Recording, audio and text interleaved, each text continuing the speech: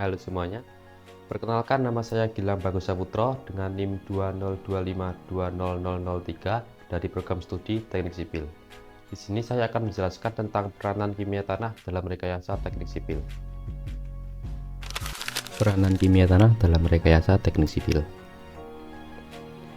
Dalam dunia teknik sipil tidak hanya mengenal tentang balok, beton, dan tulangan atau beberapa jenis struktur, namun kimia tanah juga merupakan salah satu faktor penting di dalam dunia teknik sipil. Seperti yang kita ketahui, pembangunan infrastruktur modern sangat bergantung pada integritas tanah sebagai material dasar. Tanah bukan hanya tumpuan untuk beban, melainkan sistem polifase kompleks yang dinamis. Karena itu, di sini saya akan menjelaskan tentang peranan kimia tanah dalam rekayasa teknik sipil. Pertama, kita akan membahas karakteristik mineralogi tanah lempung. Seperti yang kita ketahui, tanah lempung adalah konstituen tanah paling reaktif dalam teknik sipil karena ukuran partikelnya yang sangat halus, yaitu kurang dari 0,002 mm dan luas permukaan spesifik yang besar.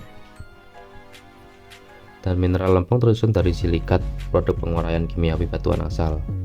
Struktur dasarnya dibangun oleh unit silika tetrahedra dan aluminium oktahedra. Lanjut, kita akan ke klasifikasi mineral lempung utama. Mineral lempung diklasifikasikan berdasarkan susunan lembarannya dan jenis ikatan antar unit yang menentukan potensi bahaya geoteknik. Seperti yang tertera di tabel berikut, saya akan menjelaskan tentang kaolinite dengan karakteristik stabil, tidak mengembang, dan luas permukaan lebih rendah. Kemudian ada montmorillonite dengan karakteristik sangat ekspansif, plastisitas tinggi, dan sangat keras saat kering. Lalu ada juga illite dengan karakteristik kurang ekspansif dibandingkan montmorillonite. Dan terakhir ada juga halloysite dengan karakteristik struktur tubular sensitif terhadap pengeringan. Karena kita sudah memahami sedikit dari mineral lempung, kita akan lanjut ke materi berikutnya, yaitu dinamika kapasitas tukar kation. Nah, seperti yang kalian tahu, sebelumnya saya juga tidak memahami apa itu tukar kation. Jadi di sini mari kita belajar bersama. Ketika permukaan partikel lempung yang bermuatan negatif menarik kation dari air, pori untuk mencapai keseimbangan muatan, nah kemampuan tanah menyerap dan mempertukarkan kation ini disebut sebagai tukar kation atau biasa disingkat CEC.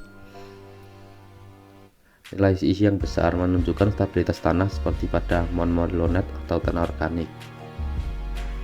Untuk ilustrasinya saya sertakan di slide berikutnya. Selanjutnya, kita akan bergeser ke parameter kimia tanah dan dampaknya terhadap konstruksi. Dalam teknik sipil, parameter kimia tanah seringkali menjadi musuh tersembunyi bagi daya tahan struktur.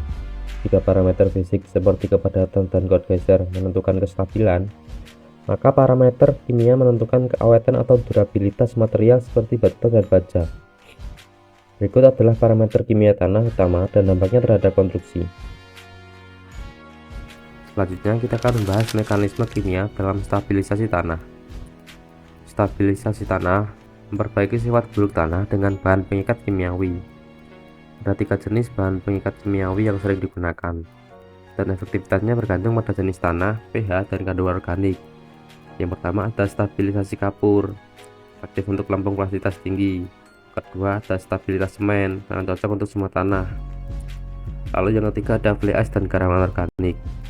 Ada juga problematik tanah khusus di Indonesia, seperti Indonesia menghadapi tantangan geoteknik besar dari tanah ekspansif dan tanah sulfat masam. Tanah lempung ekspansif didominasi montmorillonite, sangat sensitif terhadap perubahan kadar air. Lalu juga ada tanah sulfat masam dan pirit, dominan di lahan pasang surut Kalimantan dan Sumatera. Pirit stabil saat terbenam, namun oksidasi pirit saat terpapar oksigen menghasilkan asam sulfat. Oksidasi pirit yang menghasilkan asam sulfat menciptakan lingkungan yang sangat berbahaya bagi infrastruktur teknik sipil, seperti degradasi beton dan baja, daya dukung tanah yang rendah, dan kelarutan unsur yang beracun. Maka dari itu, kita harus selalu mengikuti standarisasi pengujian kimia tanah. Untuk menjamin keamanan dan keandalan desain, setiap parameter kimia tanah harus diuji menggunakan prosedur standar nasional dan internasional. Pengujian turbidimetri sulfat dengan nomor SNI 6989.20 menjadi dasar penentuan jenis semen dan faktor air semen untuk menjamin masa layanan struktur. Dengan sumber data yang telah saya kumpulkan tersebut, saya memiliki kesimpulan dan implikasi rekayasa. Pemahaman dalam tentang kimia tanah adalah prasyarat mutlak keberhasilannya proyek teknik sipil. Interaksi mineralogi lempung, kimia air pori, dan material konstruksi menentukan kekuatan dan keawetan struktur jangka panjang, dan juga mengintegrasikan parameter kimia dalam desain geoteknik tradisional dapat meminimalkan resiko kegagalan struktur dan meningkatkan efisiensi biaya konstruksi secara signifikan.